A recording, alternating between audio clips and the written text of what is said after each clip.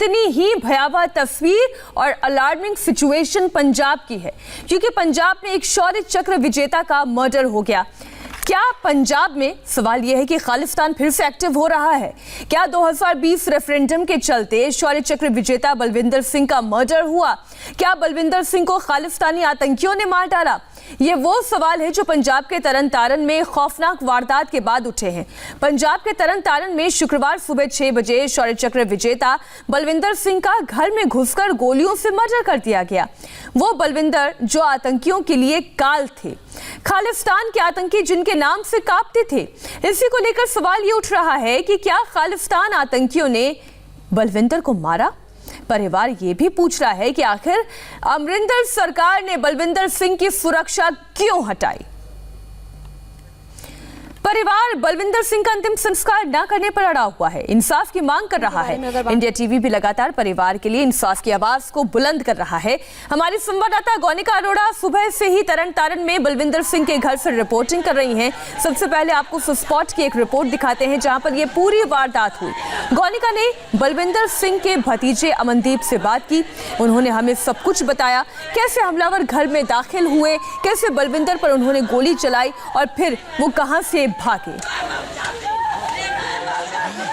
बलविंदर सिंह के भाई के बेटे यानी कि उनके भतीजे इस वक्त हमारे साथ हैं, अमनदीप सिंह। अमनदीप सबसे वो शख्स हैं जिन्होंने सबसे पहले बलविंदर की बॉडी को देखा। बलविंदर जब घायल अवस्था में वहाँ पर पड़े थे तब बलविंदर को उन्होंने देखा, परिवार को आवाज़ लगाई, लेकिन जब तक परिवार उनके पास पहुँचा तब तक उनकी मौत हो चुकी थी। अमनदीप, जब आपने कल क्या हुआ था पूरी घटना? आपने भी CCTV देखा, कौन लोग आए, क्या कितने बजे आए?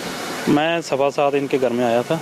जब अंदर आके देखा कि नीचे खून के छींटे पड़े हुए थे, फिर मैंने दरवाजा खोला, अंदर देखा उनकी बॉडी पड़ी हुई थी। जब ये पूरा CCTV आपने देखा तो कैसे वो लोग आए, गेट से आए, क्या देखा? मैंने बाद में आके बाद में जो CCTV मैंने देखा, पहले 2 लड़के आए थे, एक लड़का बाहर बाइक में रहा, आप इशारा करके अगर तो वो बाइक में बाहर रहा, फिर एक अंदर आया, एक ने आके फायरिंग शुरू कर दी। और फायरिंग करने के बाद उसने एक मिनट अंदर लगाया और शूट करने के बाद वो चला गया। कौन सा गेट? बड़ा गेट खुला हुआ था? छोटा गेट खुला हुआ था। छोटा गेट रोज खुला रहता था? हाँ, छोटा गेट रोजाना खोल देते थे सुबह 6:30 बजे। उसके बाद वो शख्स अंदर की तरफ आया तो कहाँ गया वो शख्स? कहाँ पे बलविंदर सिंह कहाँ पर? बलविंदर सिंह अंदर थे, वो अपने ऑफिस में थे और ऑफिस के अंदर वो फायरिंग कर उसी टाइम वो भाग गए। ये उनका ऑफिस है, तो ये इनके ऑफिस से इतना कदम दूर है। ये पूरी घटना 40 सेकंड में हो गई। आपको नहीं लग रहा कि प्लानिंग की तरह हुई? अभी ये हम कुछ अभी बता नहीं सकते। ये सारा आगे अगर आए, आपने कहाँ पर देखा? आप जब अंदर आए तो आपने कहाँ से देखा? मैंने उनको इधर से अंदर से आए थे। CCTV में जब देखा अंदर से आ रहा था, उधर से अंदर आते वक्त ही उन्होंने फायरिंग शुरू कर दी और ऑफिस के अंदर उधर भाग गए। भागकर अंदर जाकर फिर उन्होंने फिर गोलियां लगाई तो चले गए। आप सबसे पहले आपने देखा, आपने क्या देखा जब आप घर पर आए? तो आपने क्या देखा? जब मैं घर पे आया तो जब अंदर आया दरवाजा खोला, मैं जहाँ खड़ा था दरवाजा खोला हुआ था। जब अंदर गया तो वहाँ खून के छींटे पड़े हुए थे और खून के छींटे पड़ने के बाद मैंने देखा कि अंदर उनकी बॉडी पड़ी हुई थी। फिर बॉडी देखकर मैं उन्होंने ऊपर से फिर उनके फैमिली को आवाज़ दी, फिर वो सभी नीचे आए। बाद में फिर सारा आप यहाँ पर आए, आप भागते हुए आए होंगे, आपने देखा कहाँ पे? नहीं, मैं नॉर्मल आ रहा था, मैंने देखा कि अंदर खून के छींटे थे, वो अंदर उनकी बॉडी अंदर पड़ी हुई थी। कहाँ पर थी? दरवाजे के अंदर थी, जहाँ पे दरवाजे के पीछे थी। दरवाजे के पीछे थी। ऐसा लगा कि छुपने की कोशिश भी उन्होंने की? नहीं, मुझे ऐसा लगा कि उनको कोई चोट लगी हुई है, शायद गिरे हुए हैं। मैंने उनको आवाज़ दी, जब आवाज़ दी उठाया तो मैंने देखा भी उनकी बॉडी भी डेड हो चुकी थी। फिर उनको मैंने यहीं पे लटा दिया ऊपर से, फिर फैमिली को आवाज़ दी मैंने। सबसे पहले मैंने देखे ना, कुछ नहीं था, कुछ भी नहीं था, डेथ हो चुकी थी उनकी। फिर मैंने ऊपर फैमिली को आवाज़ दी, फिर वो आए तो उन्होंने आके देखा। फिर पुलिस वालों को कितने बजे के आसपास यहाँ आए? मैं 7:15 के आसपास आया। ये घटना कितने बजे के आसपास आपको लगा? ये 6:30 के आसपास थी। 6:30। हाँ। आपने किसी को देखा जो लोग बाइक पर थे? किसी को देखा आपने? किसी को नहीं। मैंने ना बाहर कोई था ना अंदर कोई नहीं था। इनके साले जो हैं वो कह रहे हैं कि रेकी कर रहे थे कुछ लोग पिछले कुछ दिनों से। आप लोग ने में देखा उन्होंने भी वो रेकी कर रहे थे। दूध देने आते थे यहाँ पे? हाँ, मैं रोजाना यहाँ पे आता। कभी देखा किसी को यहाँ आते? नहीं, मैंने किसी को नहीं देखा। हाँ, कभी नहीं देखा। ये बलविंदर सिंह के भतीजे हैं अमनदीप, जिन्होंने जो सबसे पहले जब बलविंदर सिंह को गोली लगी तो जब उनकी बॉडी यहाँ पर पड़ी थी तो सबसे पहले अमनदीप ने ही उनकी बॉडी को देखा। बलविंदर सिंह यहाँ दरवाजे के पीछे, उनका कहना उनकी बॉडी पड़ी थी, उनको लगा कि शायद चोट लगी है, लेकिन जब उन्होंने उनके पास आकर देखा तो उनको गोली लगी थी और उनकी डेथ हो चुकी थी। और उसके बाद परिवार को उन्होंने बुलाया, लेकिन तब तक बहुत देर हो चुकी थी। कैमरा पर्सन कुमार विक्की के साथ गोनिका अरोड़ा, इंडिया टीवी, तरन तारण, पंजाब। इस वक्त पूरे बलविंदर के परिवार में गम भी है, गुस्सा भी है, सरकार से सवाल भी है, सिस्टम से भी सवाल है। गोनिका अरोड़ा ने बलविंदर सिंह की पत्नी से बात की। बलविंदर की पत्नी ने क्या कहा वो भी आपको बताएंगे, लेकिन इस वक्त ये लाइव तस्वीरें आप देख रहे हैं। पार्थिव शरीर अंतिम यात्रा के लिए निकल चुका है। बलविंदर सिंह का परिवार गमज़दा है, दुखी है।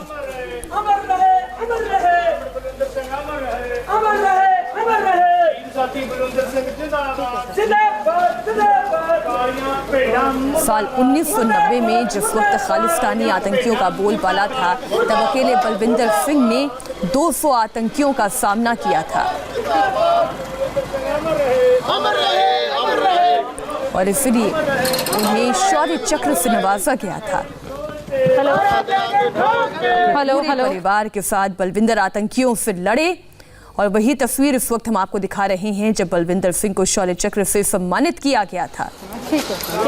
इसलिए पूरा का पूरा परिवार इस वक्त गमज़दा है, सवाल पूछ रहा है सरकार से भी और सिस्टम से भी कि आखिरकार उनकी सुरक्षा को क्यों हटा दिया गया, जबकि बलविंदर सिंह खुद इस बात को लेकर प्रशासन से कार्रवाई करने के लिए कह चुके थे कि उनकी सिक्योरिटी को पहले कम किया गया और फिर हटा दिया गया। गोनिका अरोड़ा हमारे साथ जुड़ी हुई हैं तरन तारण से। गोनिका, परिवार में दुख भी है और शायद रोष भी। बिल्कुल मीनाक्षी, परिवार में दुख भी है लेकिन गुस्सा सबसे ज्यादा है, क्योंकि परिवार का ये कहना है कि जो सुरक्षा इतने सालों से दी जा रही थी वो सुरक्षा को एकदम से क्यों हटा लिया गया। कोरोना का हवाला दिया जा रहा है, लेकिन उसके बाद भी परिवार जो है वो लगातार पुलिस प्रशासन के पास गया। यहाँ तक कि उनका कहना है कि सीएम को चिट्ठी तक लिखी लेकिन सुरक्षा नहीं दी गई, क्योंकि उनका कहना है कि हिट लिस्ट में था पूरा परिवार। जिस तरह खालिस्तानी आतंकवादियों से कई साल पहले जो परिवार जो है वो लड़ा था, डटकर मुकाबला किया था, लेकिन परिवार को सुरक्षा देने की बजाय उनकी सुरक्षा ले ली गई। और परिवार का कहना है कि पिछले 30 साल में जो सुरक्षा दी भी जा रही थी वो भी सुरक्षा बीच बीच में वापस ले ली जाती थी। कभी चुनावों का हवाला दे दिया जाता था, कभी कहा जाता था कि पुलिस फोर्स ज्यादा नहीं है, और ये लगातार हवाला दिया जा रहा था। लेकिन अब क्योंकि 2020 रेफरेंडम का परिवार जो है वो जिक्र कर रहा है कि दोबारा खालिस्तान आतंकवाद जो है वो पंजाब में जागने की कोशिश कर रहा है, और उसी को लेकर बलविंदर सिंह को खुद भी ये चिंता थी कि परिवार पर भी हमला हो सकता है, उन पर हमला हो सकता है। और इसीलिए बलविंदर सिंह खुद लगातार प्रशासन के पास जा रहे थे, पुलिस के पास जाकर ये कह रहे थे कि उन्हें सुरक्षा दी जाए। परिवार का कहना है कि लगातार हर हफ्ते मेल भी वो कर रहे थे कि उनको सुरक्षा दी जाए, लेकिन किसी ने नहीं सुनी और आज अंजाम सबके सामने है। बलविंदर सिंह एक पार्थिव शरीर के रूप में यहाँ से अंतिम विदाई अपने परिवार से ले रहे हैं। परिवार की यही मांग है कि जब तक हत्यारों को नहीं पकड़ा जाता है तब तक परिवार जो है वो चुप होकर नहीं बैठेगा। अंतिम संस्कार के लिए परिवार नहीं मान रहा था, लेकिन परिवार आखिरकार मान गया है। अंतिम संस्कार के लिए अब उनके पार्थिव शरीर को ले जाया जा रहा है, लेकिन 24 घंटे से ज्यादा बीत चुका है मीनाक्षी, अब तक हत्यारों का कोई सुराग भी नहीं है। और यही हैरानी की बात है गोनिका, क्या सरकार की ओर से कोई नुमाइंदा इनके परिवार से मिलने के लिए आया? क्या अपनी गलती मान रही है सरकार? देखिए, स्थानीय प्रशासन के लोग, एमएलए, तमाम जो नेता हैं वो यहाँ पर पहुँच रहे हैं। और जिस तरह पंजाब के मुख्यमंत्री की तरफ से कल ट्वीट करके भी जानकारी दी गई कि एसआईटी गठित की गई है इस पूरे मामले में, लेकिन अभी तक कुछ भी जांच के मामले में अगर पुलिस से हमने पूछा तो उनका कह रहा है कि जांच चल रही है। जिन लोगों से इनकी किसी से दुश्मनी थी तो उन लोगों को बुलाकर पूछताछ की जा रही है, लेकिन परिवार इस बात से इनकार कर रहा है कि किसी से सीधे तौर पर कोई दुश्मनी नहीं थी। उनका यही कहना है कि जिस तरह उनका परिवार खालिस्तानी आतंकवादियों के सामने लड़ा है, 2020 रेफरेंडम अब दोबारा को लेकर जिक्र किया, उनका कहना है कि आतंकी हमला ही है, आतंकवादियों ने ही उनके जो पिता हैं, उनके पति हैं, उनको मारा है। और इसीलिए उनका कहना है कि इस पूरे मामले की सही तरीके से जांच हो, हत्यारों को जल्द से जल्द पकड़ा जाए। लेकिन मीनाक्षी, ये बात है कि 24 घंटे बीत चुके हैं। बाहर के जो घर के बाहर के जो 2 सीसीटीवी हैं उसमें एक आरोप है कि जो 2 लोग कल आए थे उनकी हत्या करने के लिए, वो वो रेकी कर रहे थे पिछले कई दिनों से। उनको जानकारी थी कि बलविंदर सिंह कितने बजे घर से निकलते हैं, कितने बजे उठते हैं, वो घर का गेट कब खोलते हैं, ये सारी जानकारी उन हत्यारों के पास थी और उसके बाद ही उन्होंने इस घटना को अंजाम दिया। तो अगर रेकी कर रहे थे उनका क्या, तो सीसीटीवी जो है वो कुछ दिन पहले का भी निकाला गया, वो सीसीटीवी अभी पुलिस रिवील नहीं कर रही है, लेकिन अगर उस सीसीटीवी में उनकी शक्ल दिखती है तो जाहिर तौर पर एक बड़ा जो सुराग जो है वो उनके हाथ में लग सकता है। लेकिन दोनों चेहरे ढककर आए थे क्योंकि उनको जानकारी थी कि वहां पर सीसीटीवी लगे हैं और जितने बजे बलविंदर सिंह उठते हैं उन्होंने जाकर गेट खोला और उसके बाद ही इस पूरी घटना को उन हत्यारों के द्वारा अंजाम दिया गया। 40 सेकंड में ये पूरी घटना हो जाती है। वो बदमाश कुछ देर के लिए गेट पर खड़ा होता है, अंदर आता है और उसके बाद बलविंदर सिंह पर गोली चलाता है, सीधा भाग जाता है वहां से। लेकिन वहां पर कोई भी और मौजूद नहीं होता है, किसी ने उन हत्यारों को अच्छा गौनिका, आपने जो उनके परिवार वालों से बात की थी तो परिवार वालों ने ये भी कहा कि धीरे धीरे करके सिक्योरिटी कम करते चले गए। ये इसके पीछे मंशा क्या थी? इस साल तो मान लीजिए कोरोना का हवाला दे भी दिया जाए, लेकिन और भी तो बहुत सारे नेता हैं, विधायक हैं या ऐसी शख्सियतें हैं जो अपने साथ सिक्योरिटी रखती हैं। तो इसलिए 2020 कोरोना का हवाला दिया जाए, ये तो समझ में नहीं आता, समझ के परे है ये चीज। बिल्कुल मीनाक्षी, परिवार का यही कहना है कि 1993 में जब उनको शौर्य चक्र मिला उसके बाद पूरे परिवार को सुरक्षा दे दी गई। बलविंदर सिंह क्योंकि काफी ज्यादा जो है वो कई कार्यक्रमों में भी हिस्सा लेते थे, उनके साथ सुरक्षाकर्मी जाते थे, उनके परिवार के लोग जहां बाहर निकलते थे उनके साथ सुरक्षाकर्मी जाते थे।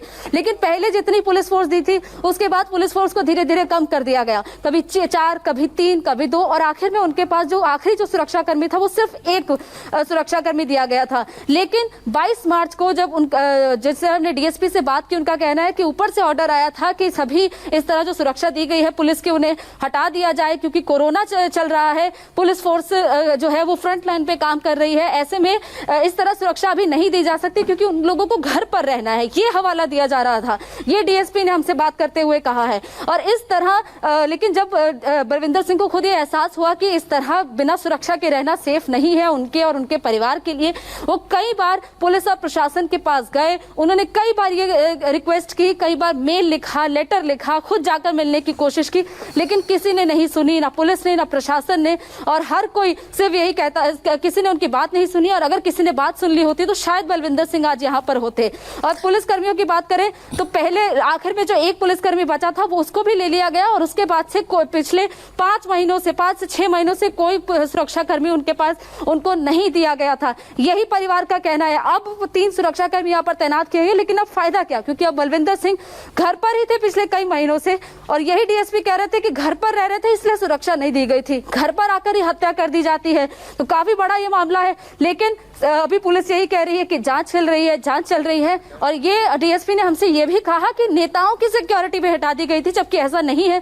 नेताओं के पास सिक्योरिटी थी, नेताओं के पास भी पुलिस फोर्स थी, लेकिन उनकी सुरक्षा क्यों हटा दी गई सिर्फ कोरोना का हवाला देकर? बिल्कुल, ये बहुत ही हैरानी की बात है। और जब पुलिस ये कहती है कि हमें ऊपर से ऑर्डर था तो और ज्यादा अफसोस होता है। ये जो ऊपर बैठे हुए हैं, क्या अब वो बलविंदर की जान को वापस ला सकते हैं? क्या उनके परिवार को वो ढांढस बंधा सकते हैं? क्या उनके परिवार को वो सिक्योरिटी मुहैया करवा सकते हैं? एक बार फिर से 3 सुरक्षाकर्मी गौनिका भले ही इनके परिवार को दे दिया गया हो, हम हालांकि ये देख सकते हैं गौनिका कि आप इस शव यात्रा में साथ साथ चल रही हैं और ऐसी परिस्थिति में बात करना शायद अच्छा ना लगे, लेकिन अगर फिर भी आप हिम्मत जुटा पाएं, बात कर पाएं किसी से तो आप करिए। ये मैं आपके ऊपर छोड़ रही हूँ। बिल्कुल बात करने की कोशिश करेंगे। हालांकि परिवार के सदस्य जो है वो अधिकतर सदस्य पीछे चल रहे हैं। उनकी पत्नी और उनकी बेटी सबसे ज्यादा दुख में है क्योंकि वो लगातार ये सवाल उठा रहे हैं कि आखिर इस तरह सुरक्षा क्यों हटा ली गई। जब बार बार रिक्वेस्ट भी की गई, उनकी पत्नी ये कह रही थी कि मैं खुद गई थी बलविंदर सिंह के साथ, वो खुद जा रही थी ये रिक्वेस्ट करने के लिए कि सुरक्षा दी जाए, लेकिन सुरक्षा नहीं दी गई। सुरक्षा अगर दी गई होती, एक पुलिसकर्मी भी उनके पास तैनात रहता तो शायद आज ये घटना नहीं होती और उसी का फायदा उन लोगों ने उठाया जिन लोगों ने उनकी हत्या की। उनके साले इस वक्त हमारे साथ है। सर, ये जो सिक्योरिटी हटाई गई इसको लेकर आपका क्या कहना है? अब दी जा रही है सिक्योरिटी की, अब तो वो शाम के गुजर जाने के बाद जो हो उसका निशान होता है वो पीटने वाली बात है ना, क्योंकि जो नुकसान होना था वो तो हो गया हमारे परिवार का नहीं पूरे देश का नुकसान हुआ है। वो कोई समझे या ना समझे, ये हर एक नागरिक की मानने की बात है। 2020 रेफरेंडम की बात की जा रही थी कि खालिस्तान आतंकवाद एक बार फिर जाग रहा है यहाँ पर, उसको लेकर भी बलविंदर सिंह चिंतित थे। वो तो लगातार रहे 90 से अब से 30 साल पहले भी उनके दिमाग में यही था कि जो देश की है वो देश एक बना रहे, एकता अखंडता बनी रहे, इसके टोटे ना हों। ये कुर्बानी उसी को समर्पित है, डेडिकेटेड है। ये जो 2020 रेफरेंडम का जिक्र कर रहे थे, इसमें और क्या क्या बातें आप लोगों के सामने कुछ आई थी? वो तो सारी मीडिया के सामने आ रहा है, सारे पंजाब के लोगों के सामने, इंडिया के लोगों के सामने सारी बात आ रही है कि वो उनकी प्लानिंग के मुताबिक कहीं वो स्लोगन लिखे जा रहे हैं, कहीं झंडे लहराए जा रहे हैं, और वो किसी मेजॉरिटी रिलीजन का जो मर्डर होता है वो भी इसी सीरीज में होता है। तो बलविंदर सिंह के भी संज्ञान में क्या ये बात आई थी? उन्होंने कभी जिक्र किया था इसका? हाँ, वो तो लगातार ही रेगुलर उनके संज्ञान में थी, और इसीलिए तो वो बार बार जो एडमिनिस्ट्रेशन है उनको बोलते रहे कि सिक्योरिटी की ज़रूरत है। लेकिन प्रशासन ने सुना, प्रशासन ने किसी का कोई जवाब नहीं है। वो बता रहे हैं डीजीपी साहब से मुलाकात हुई, सीएम साहब से मुलाकात हुई, लेकिन रिजल्ट जो है जीरो निकला, नील रहा। ये सुरक्षा बिल्कुल गौनिका, ये मुश्किल वक्त है और परिवार इस वक्त बलविंदर सिंह की अंतिम यात्रा में आगे बढ़ रहा है। आप गौनिका, पूरे परिवार के लिए बहुत ही दुख का पल है। मैं ये तस्वीरें एक बार फिर से दर्शकों को बता दूं, जो ये तस्वीर आप देख रहे हैं ये उस वक्त की तस्वीर है जब उन्हें शौर्य चक्र से सम्मानित किया गया था। 1993 वो साल था। इस वक्त बलविंदर सिंह के परिवार में गम भी है और गुस्सा भी है। सरकार से सवाल है, सिस्टम से सवाल है। जब बलविंदर का पार्थिव शरीर घर पर था तो गौनिका अरोड़ा ने बलविंदर सिंह की पत्नी से बात की। बलविंदर की पत्नी ने इसके पीछे खालिस्तानी आतंकियों की बड़ी साजिश बताई है, साथ ही सरकार पर गंभीर आरोप लगाए हैं। सिंह की पत्नी इस वक्त हमारे साथ है, जगदीश कौर संधू। जगदीश जी, ये कल जब ये पूरी घटना हुई तब आप लोग कहाँ पर थे? आप लोगों ने कुछ देखा? क्योंकि सीसीटीवी में तो दिखा है, लेकिन उन लोगों के चेहरे ढके। नहीं, हमने कुछ नहीं देखा क्योंकि हम घर पे थे और मेन गेट थोड़ा घर से दूर पड़ता है। तो कॉमरेड बलविंदर सिंह जी अकेले ही आए, उन्होंने गेट खोला। गेट खोलने के तुरंत बाद ही ये अटैक हो गया। तो कल जब वो नीचे आए तो उसके बाद आप लोगों को आवाज़ सुनाई दी क्या? हमें ऐसे लगा कि जैसे आस पड़ोस में कोई छोटे छोटे पटाखे वगैरह चल रहे हैं। और फिर हमारा खुद का ही बेटा है, कॉमरेड साहब का भतीजा है, वो उनके घर से भी दूध आता है, वो दूध देने आया। उन्होंने नीचे से आवाज़ें लगाई मेरे बड़े बेटे को कि गगन गगन नीचे आओ, चाचा जी को कोई गोली मार गया। फिर आ करके देखा हमने। तो क्या धमकी कभी मिल रही थी? जिस तरह पहले भी हमला हुआ तो आप लोगों को आशंका थी कि कभी ऐसा फिर से भी हो सकता है? देखो, धमकी तो बात छोड़ देना। धमकी तो होती है कि फर्स्ट टाइम कुछ होना हो, तो इससे पहले कितनी सारी धमकियां मिल चुकी हैं 90s में। और जब टेररिज्म का टाइम था 31 जनवरी 1990 को हमारे घर पे फर्स्ट अटैक हुआ था, तो वो काफ़ी लंबा समय चला।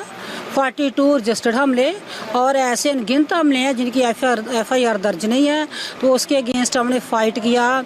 मैंने, मेरे हस्बैंड ने, मेरे ब्रदर ने लाया, मेरी सिस्टर ला मीन जेठानी और मेरे ब्रदर गुलशनबीर सिंह गुराया ने, हम पांचों ने फ़ाइट की। और उस फाइट की वजह से डॉक्टर शंकर दयाल शर्मा जी की ओर से हमें 4 शौर्य चक्र मिले। तो अब रेफरेंडम 2020 चल रहा है पंजाब में, डिफरेंट जगहों पे बड़े सारे लोग हथियारों के साथ पकड़े जा रहे हैं। 1, 2, 3, 4 दिन के बाद मीन्स के इन बिटवीन 1 वीक पता नहीं कितने लोग पकड़े जाते हैं जिनके पास असला होता है, हथियार होते हैं।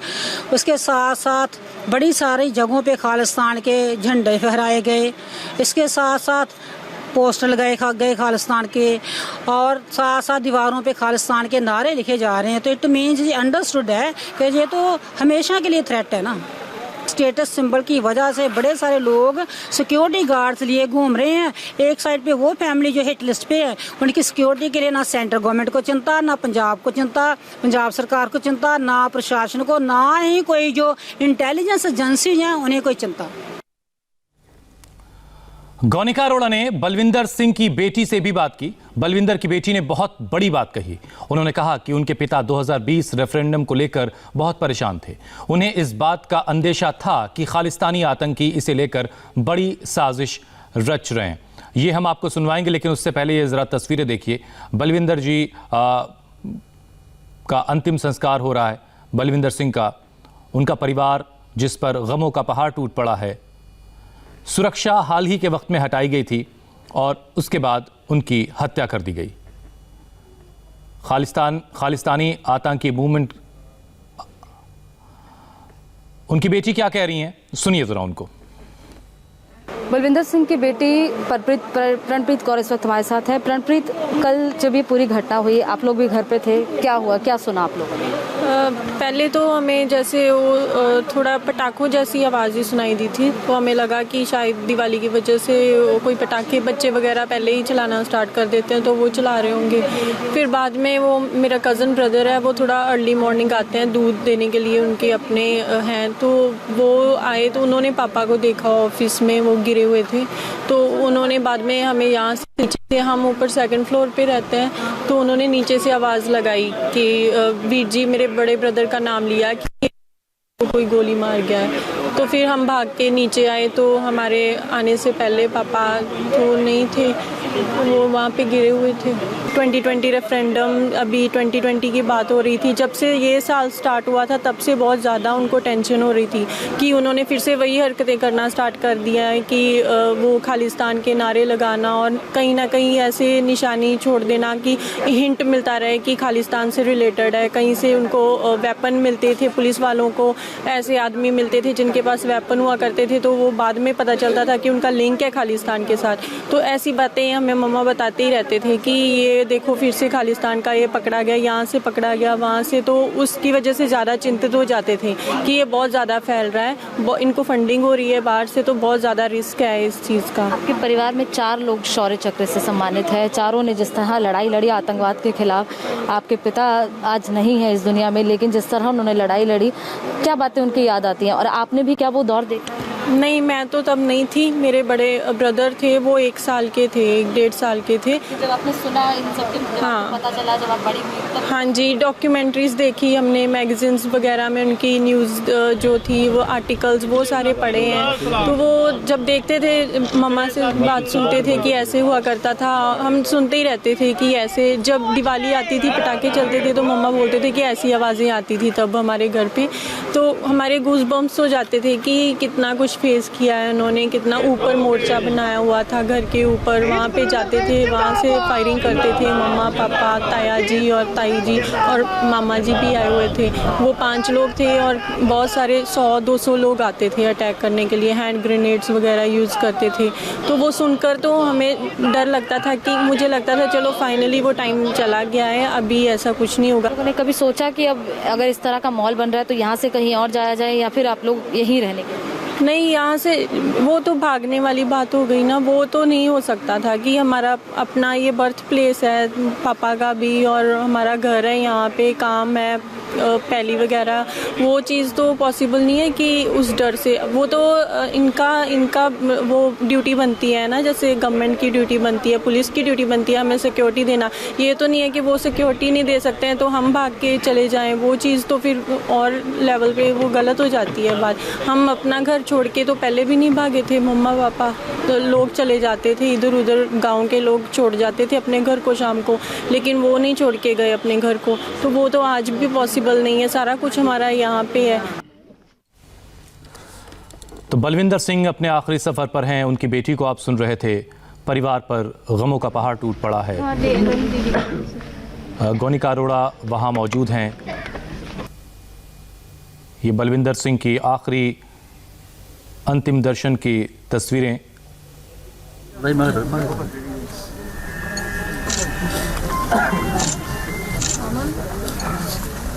गोनिका अरोड़ा हमारे साथ मौजूद हैं। गोनिका, ये वक्त बहुत मुश्किल है परिवार के लिए।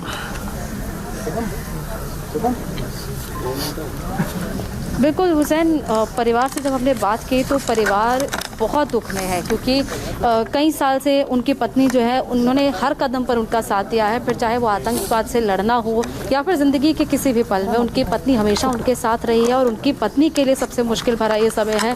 और अभी जब उनको श्रद्धांजलि वो दे रही थी, माला अर्पित कर रही थी, तो उनकी पत्नी ने उनके लिए नारा भी लगाया कि बलविंदर सिंह जिंदाबाद। ये नारा उन्होंने लगाया क्योंकि वो कहती हैं हमेशा कि उनके पति चाहे इस दुनिया में अब नहीं है, लेकिन वो हमेशा लोगों की यादों के बीच में रहेंगे। रहेंगे, उनके बीच में रहेंगे, क्योंकि उन्होंने जो काम किया है, जिस तरह खालिस्तान आतंकवाद को पंजाब से ख़त्म करने के लिए उन्होंने लंबी लड़ाई लड़ी है, उसकी सराहना वो करती हैं हमेशा।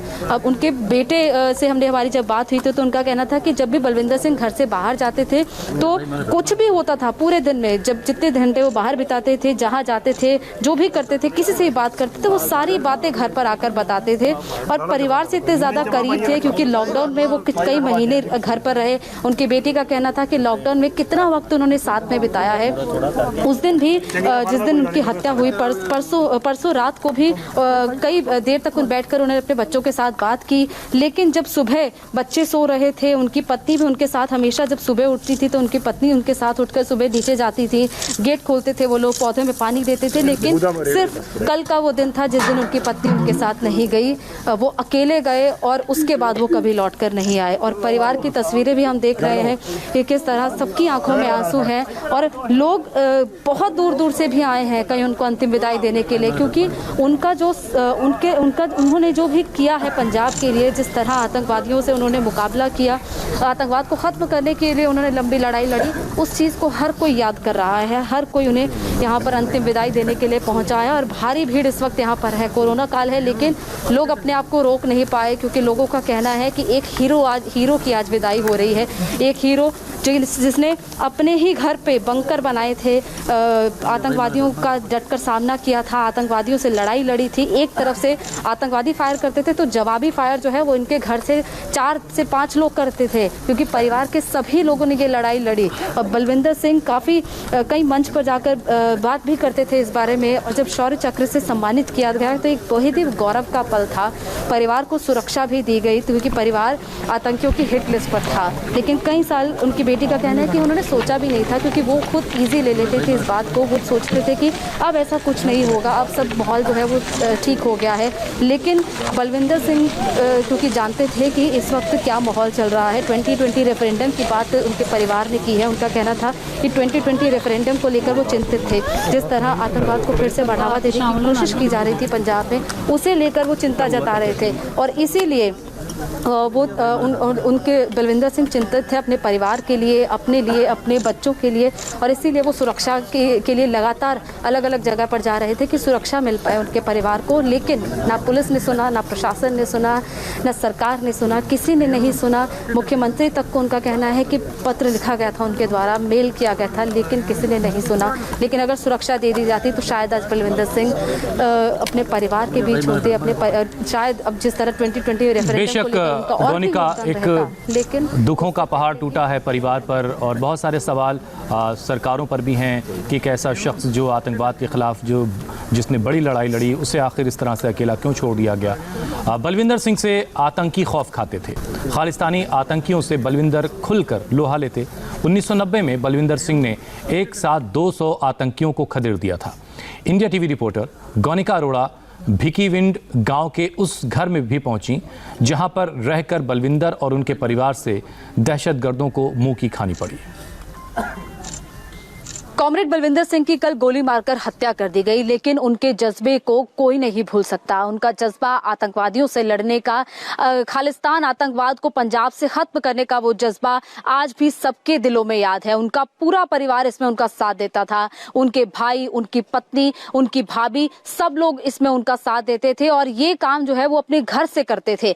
भिकीविंड गाँव में उनका ये घर था। हालांकि अब वो भिकीविंड कस्बे में उनका अपना घर बना लिया था, लेकिन उनके भाई का परिवार अभी भी उसी गांव में रहता है। और जिस घर का इस्तेमाल किया जाता था, जिस घर में वो रहते थे, जहां पर बंकर बनाए जाते थे, वो तस्वीर हम आपको दिखाने वाले हैं। ये भिकीविंड गांव है। भिकीविंड गांव में ये उनका घर है। ये जो घर इस वक्त काफी टूटी फूटी हालत में है, लेकिन इसी घर को 1990 के दशक में ये घर बनाया गया था।